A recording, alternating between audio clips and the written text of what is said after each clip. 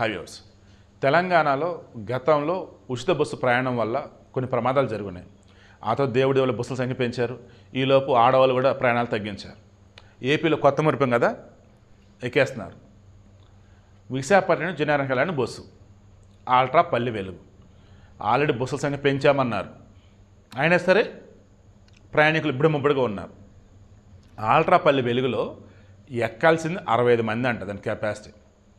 ఎక్కింది 130 మంది. ఆ బస్సు కూరమనపాలెం దాకా వెళ్ళేసరికి విశాఖ నుంచి వైజాగ్ బయలుదేరింది ఆర్టీసీ కాంప్లెక్స్ నుంచి. కూరమనపాలెం దాకా వెళ్ళేసరికి ఆ బస్సులో నుంచి లైట్కి పొగలు వస్తుంటే పక్కన ఒక ఆటో డ్రైవర్ చూసి బస్సును అలర్ట్ చేసి డ్రైవర్కి చెప్పాడు.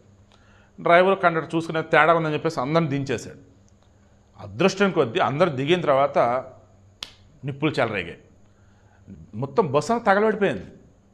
వీడికి మెయిన్ ఇంటెన్షన్ చంద్రబాబు గారు, లోకేష్ గారు, పవన్ కళ్యాణ్ గారు దయచేసి ఈ ఉచిత బస్సు ప్రయాణం వల్ల జనానికి మేలు జరగకపోయినా పర్లా, వాళ్ళ ప్రాణాలు మాత్రం పోవద్దు. తెలంగాణలో మీకు బెస్ట్ ఎగ్జాంపుల్, యాక్సిడెంట్లు జరిగాయి, బస్సు తిరగబడ్డాయి, ఎన్ని ఘోరాలు చూస్తున్నాం. మళ్ళీ ఏపీలో ఇటువంటివి అసలు బస్సులో వచ్చేసి మీరు తిరుమలకు సంబంధించి ఫ్రీ బస్సు అని చెప్పి కూర్చున్నట్టుగా పర్మిషన్ అన్నారు, నించున్నకి పర్మిషన్ లేదు అన్నారు.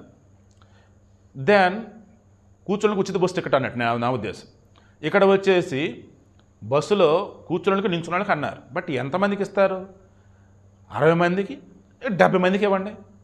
ఏంటండి ఇది? 130 మంది ఏంటండి బాబు? అసలు ఆయన కండక్టర్ పేరు మర్చి సాయిబాబా అని ఏదో ఆయన చెప్తున్నాడు. ఫుల్ అయింది అనేసి ఎక్కుతూనే ఉన్నారంట.